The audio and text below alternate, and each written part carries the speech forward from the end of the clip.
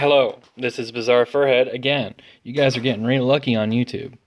So today's video is about a 2008 Nissan Altima alternator slash brake safety switch. Now, if you guys happen to be like me, where maybe your 2008 Nissan Altima is having an issue that's intermittent, where you go and start it and you get the clicking noise like the battery's bad, like the from the starter solenoid, like it won't turn over. This hopefully helps you out with this. So I had a client come in yesterday with their 2008 Nissan Altima. They had been to one of the big box automotive stores and they had gotten the item tested with one of those handheld load carriers or load testers that those stores have. They had told these people that the alternator was bad, but they wanted a second opinion. So they had came to me and we had stuck the multimeter on it and it was reading just about 13 volts, like 13.1 or 13.08 volts, which seemed a little bit low to me because in my experience, an alternator should charge anywhere from 14 to 14.5. Now, keep in mind, I've never worked on a Nissan before. I've never done any kind of mechanical work on a Nissan before, so take this with your own grain of salt here.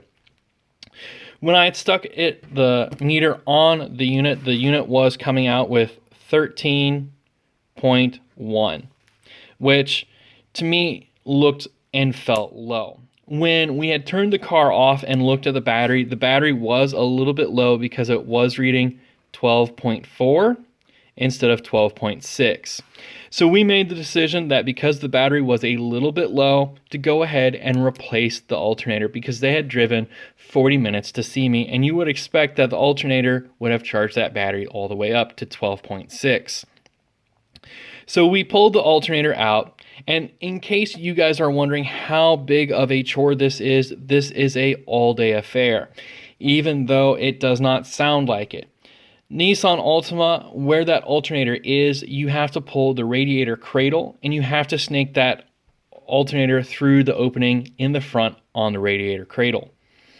Now, after we put the new alternator in, we were experiencing the same problem here. And this comes out to the brake safety switch. So this is a new enough car where it has a push button start.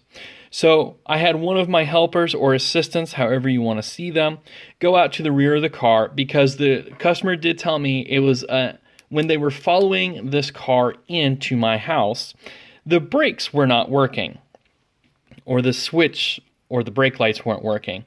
So when it came into the driveway, we tested it, the brake lights were working fine. So hopefully what I am going to go over here today will help somebody else out. So here we have what looks to be a 2008 Nissan Altima brake switch. Now when looking up underneath your vehicle, you're going to see two colored switches here. Now one is orange and that's supposedly your cruise control switch or your cruise control cancel switch. Then you have your other one, which is your stoplight switch or your brake safety switch. Now let's go ahead and find a better picture here. Here we go. And when looking up underneath your dash, you have the brown connector and the black connector. What we did, because it was already about 8:30 at night and the people were closing down, what I did was I took a zip tie between the red and yellow leads on the black connector here, and I put the items underneath the shoulders crisscrossing so the zip tie could not come off. After I put those items there, we did a test on it, and the vehicle started up perfectly fine, like the problem had never even been there. So again, if somebody else that maybe you're experiencing this issue or you're wanting to help somebody out that has this same issue where that battery seems to be dead, please make sure you check that brake safety switch. This is Bizarre Furhead signing off. Have a great day. Bye-bye.